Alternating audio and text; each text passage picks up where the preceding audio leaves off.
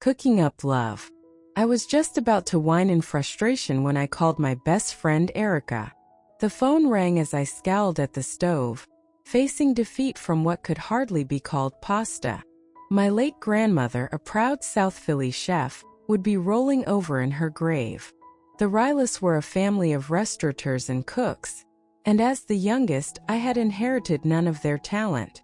Despite my attempts, my cooking often ended in disaster, which included nearly burning down the family diner as a teenager. Taste testing? Sure. Cooking? Absolutely not. Good thing I had Erica.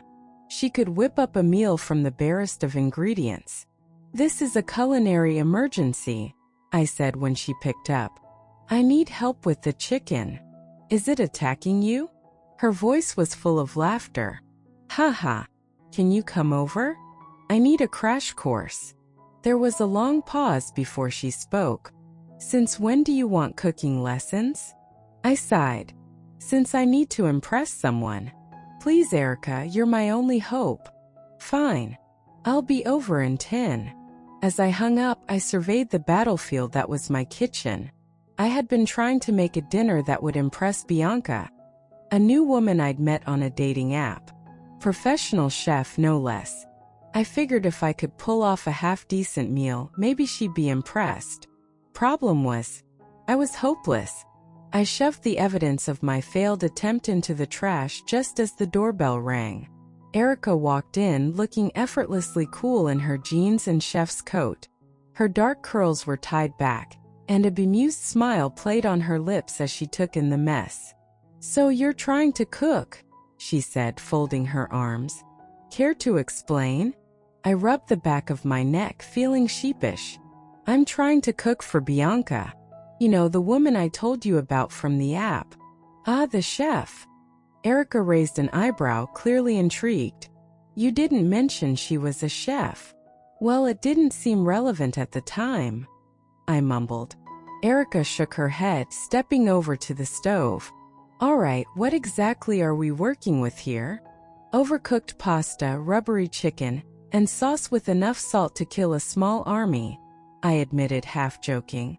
"Let me guess, you were trying to impress her by pretending you know how to cook?" Erica teased, nudging me with her elbow. I groaned. Yeah. Laugh it up." She just grinned and began rolling up her sleeves. "All right, let's get to work." As we moved around the kitchen, I couldn't help but notice the way Erica moved with precision and grace, like an artist at work. Her hands, scarred from years of working in kitchens, were mesmerizing. It wasn't the first time I'd noticed how attractive she was, but today, it was different. "So," Erica said, snapping me out of my thoughts, "you've never shown this much interest in cooking before. Bianca must really be something." I shrugged, trying to play it cool. "She's great.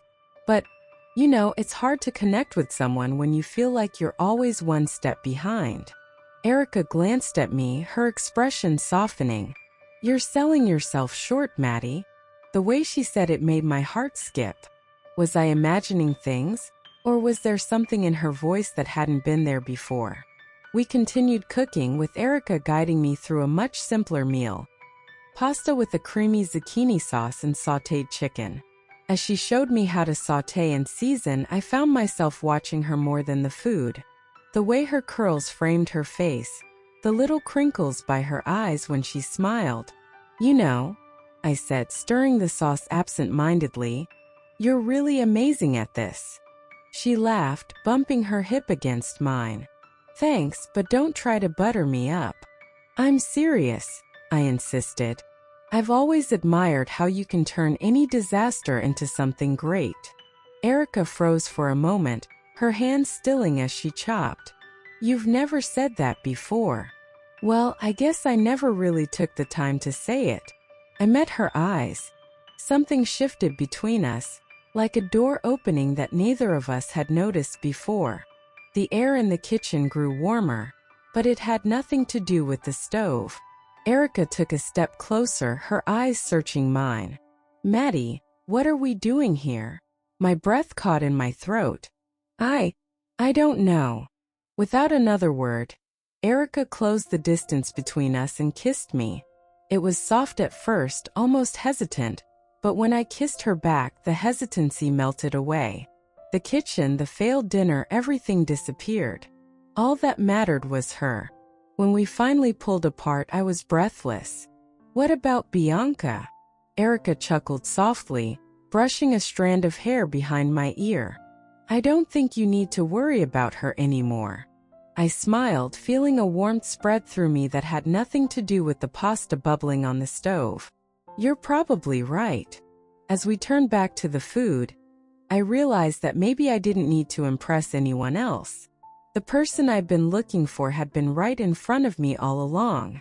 Savoring the moment, the words hung in the air between us, heavy with meaning. I stared at Remy, my brain trying to make sense of what she just said. Love? Surely she meant it in the casual way people toss around words like love when talking about food. That had to be it. My best friend couldn't possibly mean Lucia. Remy's voice was barely a whisper as she took a hesitant step closer. Her hands, which had just been in my hair, now hovered in the space between us as if unsure what to do next. "I didn't mean to. I've wanted to tell you for a while, but I didn't know how." Her words hit me like a freight train, and my heart did a somersault in my chest. This wasn't about food.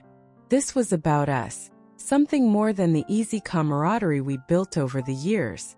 "I thought," I began, but my voice faltered as I looked into her eyes, seeing something raw and vulnerable there that I hadn't seen before. Remy took a deep breath, her gaze never wavering. "I thought you'd never feel the same way. That you'd always see me as just a friend. I didn't want to risk losing you, so I kept quiet." For a moment I was speechless, my mind racing through all the moments we'd shared, trying to pinpoint when this shift had happened. But then I realized something. I didn't care when it had started.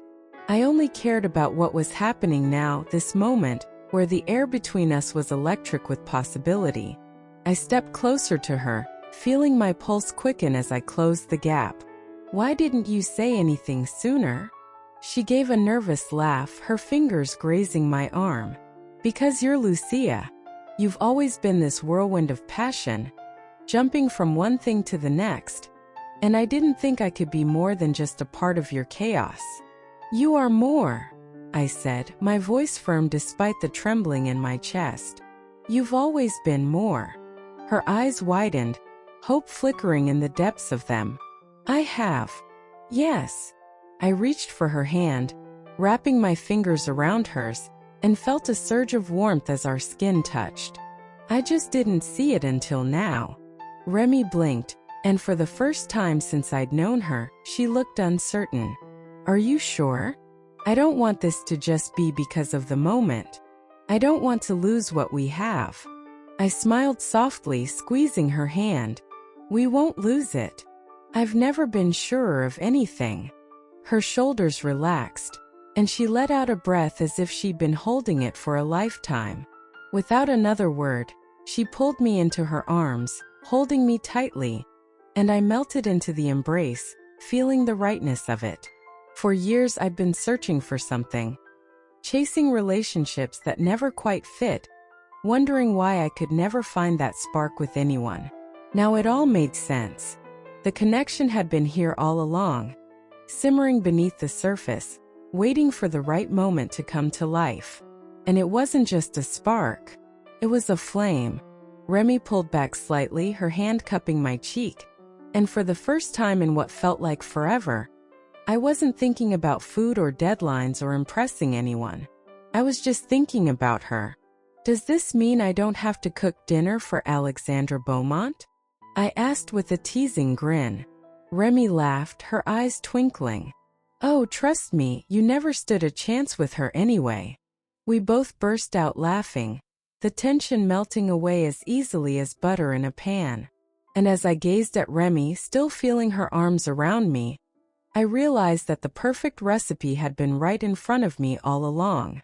The way to my heart wasn't through a romantic dinner or a grand gesture. It was through her. Through us. and I couldn't wait to savor every single moment.